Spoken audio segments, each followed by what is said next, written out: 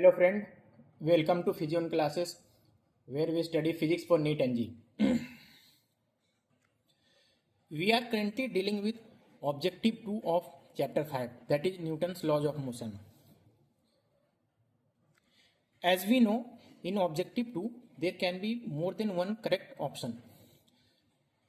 We have solved up to question number 4. Let us take objective number 5. Figure shows a heavy block kept on a frictionless surface and being pulled by two ropes of equal mass m.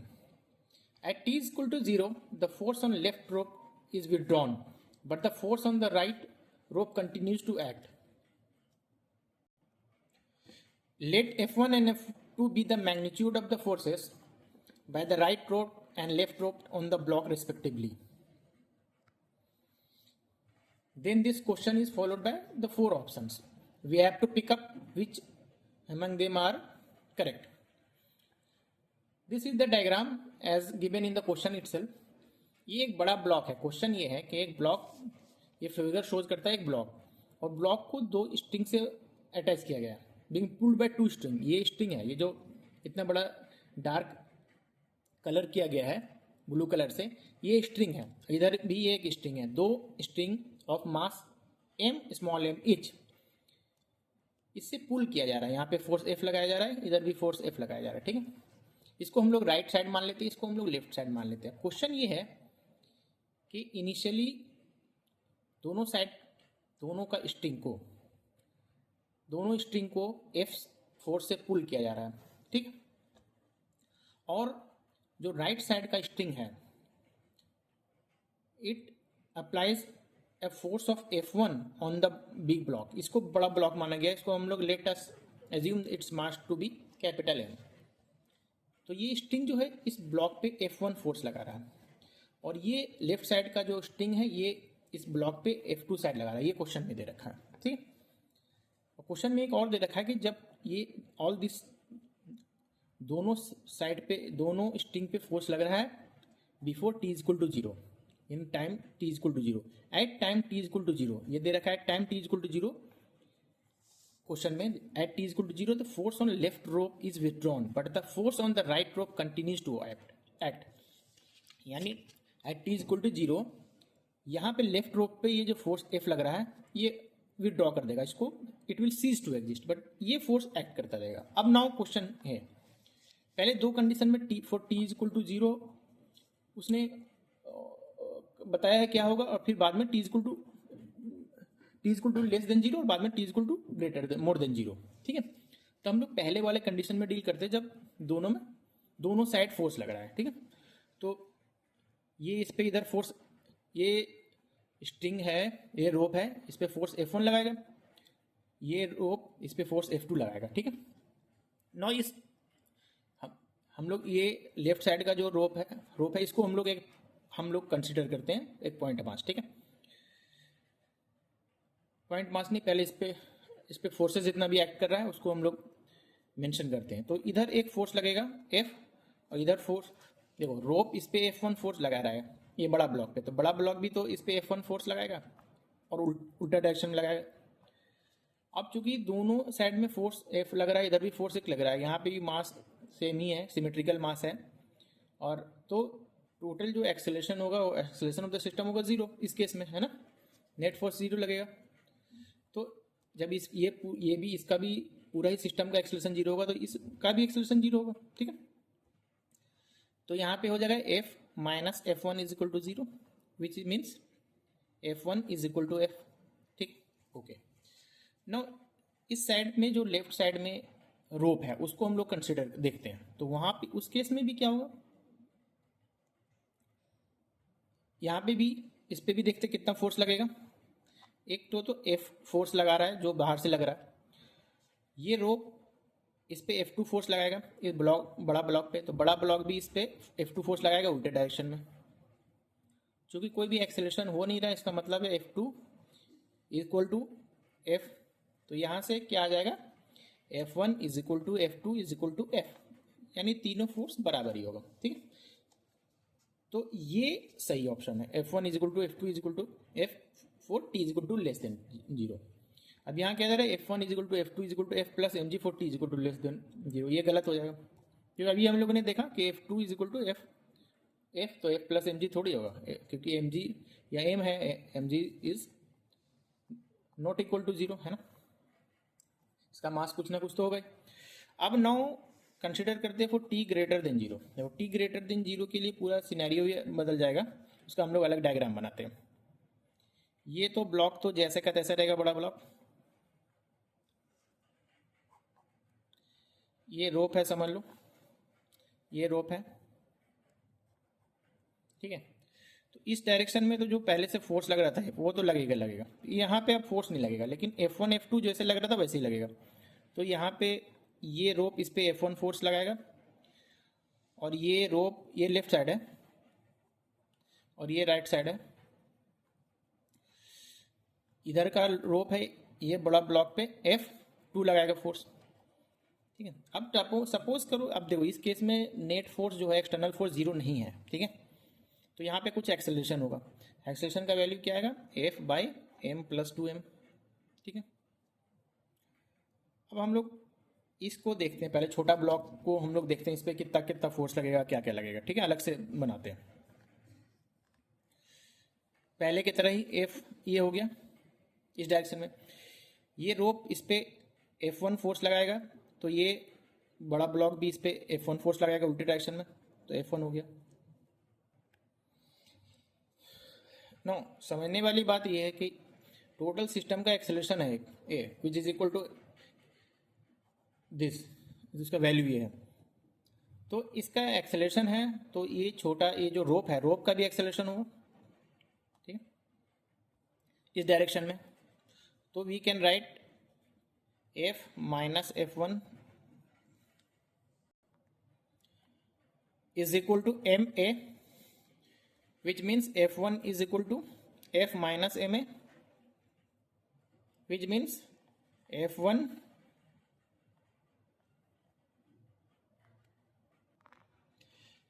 is less than F, क्योंकि F1 is equal to F minus ma, ma जो होगा ये positive integer होगा, क्योंकि m क्या है, मास है, which can not be negative. a क्या है, इस डायरेक्शन में हमने लिया है, तो ये भी ग्रेटर देन 0 होगा, तो F1 is less than F, ये हो गया पहला इक्वेशन।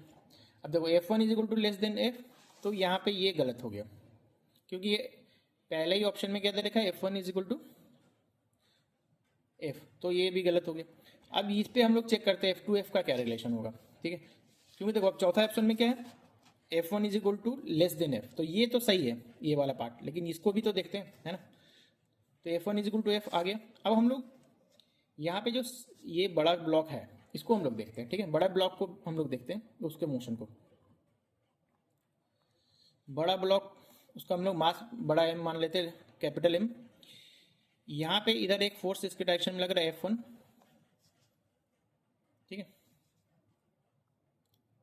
और इस डायरेक्शन में एक फोर्स लग रहा है F2, ठीक है, और इस डायरेक्शन में हो रहा है एक्सेलरेशन, तो क्या हो जाएगा F1 minus F2 is equal to ma,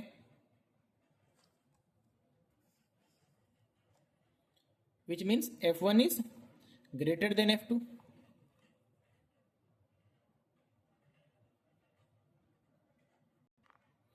ठीक है, ये इक्वेशन 2 हो गया। अब यहाँ पे इसको देखो, इसको हम लोग ऐसे भी लिख सकते हैं कि F ग्रेटर देन F1। तो देखो ये दोनों को कंबाइन करो तो क्या हो जाएगा, ये दोनों कंबाइन करूंगा तो F greater than F1 greater than F2। इसका मतलब क्या है, यहां से हम लोग ये समझ सकते हैं कि F is greater than F2, ठीक है, ओके। तो ये जो ऑप्शन है कि F is equal to F2 ये गलत हो गया, तो इसलिए ये भी गलत हो जाएगा, सॉरी। तो ये ऑप्शन जो है ये भी गलत हो जाएगा, इसलिए ये भी गलत हो जाएगा, चौथा ऑप्शन भी वो गलत हो जाएगा।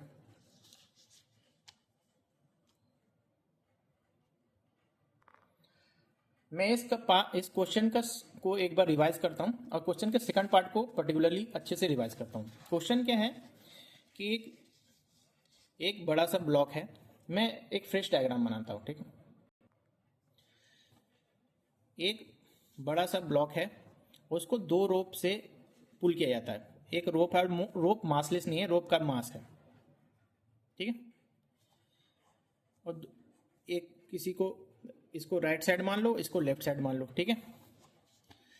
ये कह रहा है कि इस रोप को हम लोग इधर एफ, इधर भी फोर्स एफ लगा रहे हैं, इधर भी फोर्स एफ लगा रहे हैं इनिशियली, और ये जो रोप है वो इस ब्लॉक पे फोर्स F1 लगा रहा है, और ये ब्लॉक जो है लेफ्ट साइड का, ये इस पे फोर्स F2 लगा रहा है। अब at time t is equal to 0 ये force on the left side is withdrawn, यानी ये फोर्स नहीं लगता है। तो उसके बाद क्या क्या ऑप्शन होगा, तो देखो फॉर टाइम लेस देन 0 दोनों फोर्स एक्ट कर रहा है, तो वो हम लोगों ने सॉल्व किया, जिसमें आया F1 is equal to F2 is equal to F, क्योंकि किसी तरह का कोई एक्सेलरेशन नहीं होगा। अब बात है कि जब एक बार फोर्स, ये फोर्स विदड्रॉ कर लिया जाएगा लेफ्ट साइड का, तो क्या बनेगा, यानी for t greater than 0, t more than 0, उस केस में क्या होगा, ये F फोर्स ये लगेगा ही लगेगा नहीं। तो सारे फोर्स क्या लगेगा, पहला F ये रोप पे लगेगा, रोप इस पे फोर्स लगाएगा F1, और ये भी रोप इस पे F2 लगाएगा, जो क्वेश्चन में दे रखा है वो तो रहेगा ही रहेगा, लेकिन बस ये F नहीं लगेगा। तो क्वेश्चन हम ये है C और D कि F1 हमें निकालना है, F1 F2 और F के बीच में रिलेशन बेसिकली, ठीक है। तो ये वाला छोटा वाला मास है M, इसको हम लोग कंसिडर करते हैं।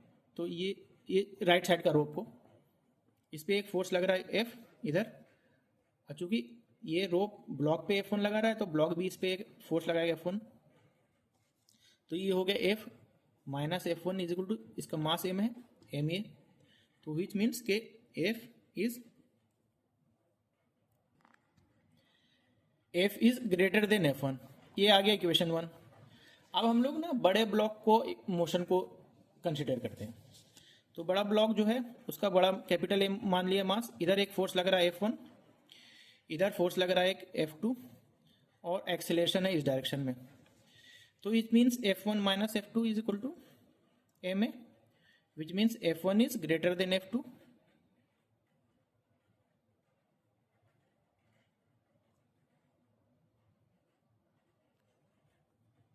तो ये इक्वेशन 2 हो गई। ये दोनों इक्वेशन को कंसिडर करके हो जाएगा कि F is greater than F1 is equal to is greater than F2। Now यहां से आ जाता है कि F is greater than F2 which means F is not equal to F2, ठीक है। और चौथा equation, so we have F is greater than F1 and also F is greater than F2, ठीक। तो as F is greater than F1, तो ये option गलत हो गया, बराबर तो होगा ही नहीं, और also F is greater than F2, ठीक है, तो ये भी गलत हो गया। तो दोनों में कोई भी बराबर नहीं होगा, तो इसलिए ये दोनों भी गलत हो गया। Now we have only one option correct, ठीक है। It was a very good question, that's why I took a lot of time in solving this question. Now moving to next question, question number 6। The force exerted by the floor of an elevator on the foot of a person standing there is more than the weight of the person if the elevator is going up and slowing down, going up and speeding up, going down and slowing down, going down and speeding up। देखिए question क्या है कि एक elevator है,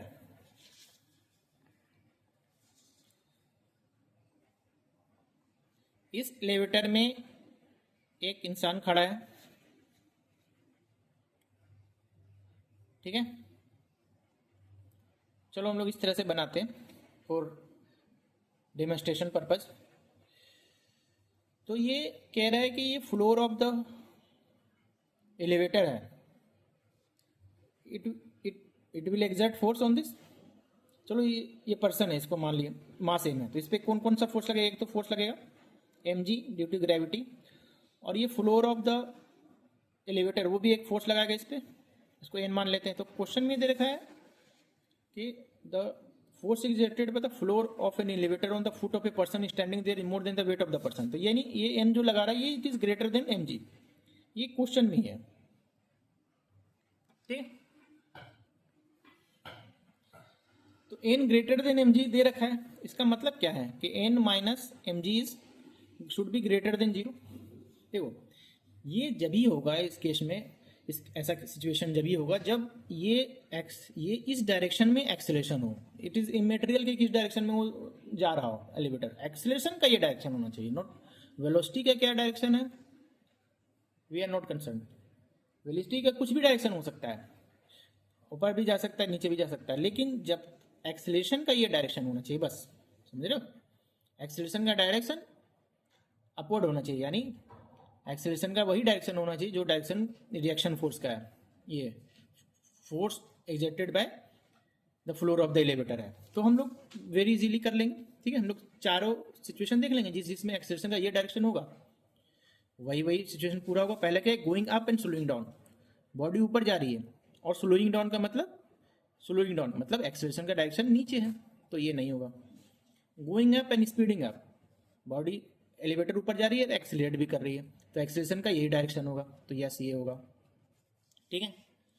third है going down and slowing down, going down and slowing down, तो elevator इस direction में जा रही है और इसका एक्सेलरेशन है ये डायरेक्शन में, ठीक है। तभी तो स्लो डाउन, ये चीज समझोगे। Going down and slowing down का मतलब क्या है, गोइंग डाउन मतलब इस डायरेक्शन में मूवमेंट है, वेलोसिटी का डायरेक्शन ये है, और स्लोइंग डाउन का मतलब होता है कि एक्सेलरेशन का डायरेक्शन ये है, तो ये हो जाएगा।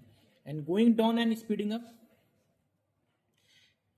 इसका मूवमेंट जो है इस डायरेक्शन में है, एंड स्पीडिंग अप और एक्सेलरेशन का डायरेक्शन भी इसी डायरेक्शन में है, तो एक्सेलरेशन का डायरेक्शन डाउनवर्ड है, इसलिए ये नहीं होगा, तो इसका आंसर बी और सी होगा, ठीक है।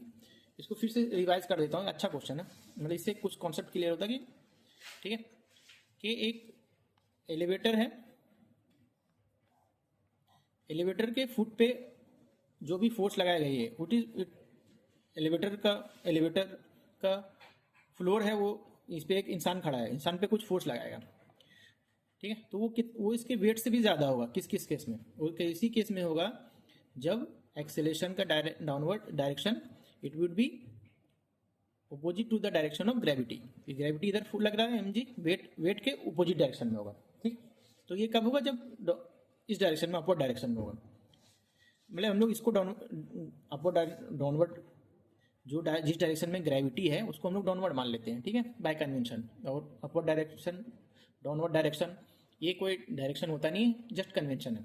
कन्वेंशनली हमने इसको मान लिया एक्सेलरेशन ड्यू टू ग्रेविटी का डायरेक्शन को डाउनवर्ड डायरेक्शन, तो अपवर्ड डायरेक्शन इसको कह रहे हैं। तो जिस भी केस में अपवर्ड डायरेक्शन में एक्सेलरेशन होगा वो उस केस में ये वैलिड होगा। तो going up and slowing down, इसका मतलब गोइंग अप मतलब वेलोसिटी का डायरेक्शन अपवर्ड है, स्लोइंग डाउन यानी एक्सेलरेशन का डाउनवर्ड डायरेक्शन डाउनवर्ड है, तो ये नहीं होगा।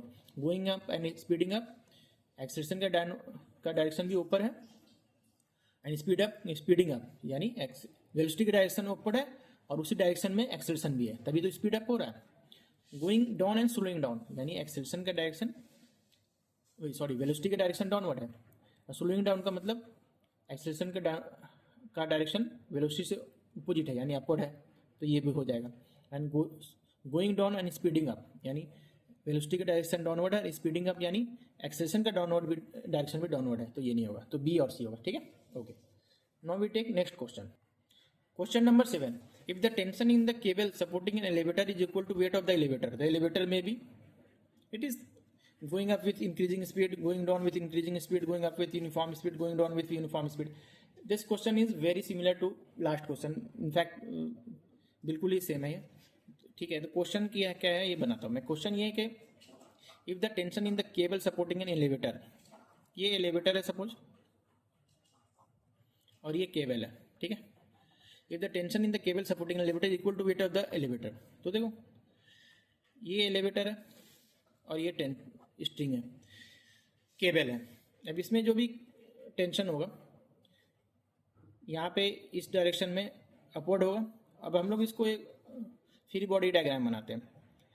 सपोज जो एलिवेटर का मास एम है, कैपिटल एम, तो ये कैपिटल एम जी इधर लगेगा और इधर टेंशन लगेगा। अब क्या कह रहा है कि tension is equal to weight of the elevator, तो T is equal to M G. इसका मतलब क्या है, अब T is equal to M G का मतलब है कि एक्सेलरेशन इज जीरो, सीधी सी बात है। कोई एक्सेलरेशन नहीं होगा, ये तो है, एक्सेलरेशन नहीं होगा। तो अब देख लो इसमें किस में एक्सेलरेशन नहीं होगा, going up with increasing speed, increasing speed में मतलब एक्सेलरेशन होगा 0, going down with increasing speed, तो इंक्रीजिंग स्पीड में फिर एक्सेलरेशन होगा, उससे कोई मतलब नहीं है कि किस डायरेक्शन में जा रहा है, एक्सेलरेशन हो रहा है बस। Going up with uniform speed, uniform speed acceleration 0, तो ये हो जाएगा। Going down with uniform speed, फिर से वही बात है कि किस डायरेक्शन में जा रहा है, उससे मतलब नहीं है कि एक्सेलरेशन है या नहीं, उससे मतलब यूनिफॉर्म डायरेक्शन स्पीड, तो यहाँ पे भी एक्सेलरेशन 0 होगा, तो ये दोनों हो जाएगा, ठीक है। तो this question is very very similar to last question. No, आज के लिए यहीं पे इसको रोकते हैं हम लोग, क्योंकि पहले क्वेश्चन में बहुत टाइम लग गया। ओके, तो in the next video most probably 2 questions, we are left with 2 questions that we are going to solve.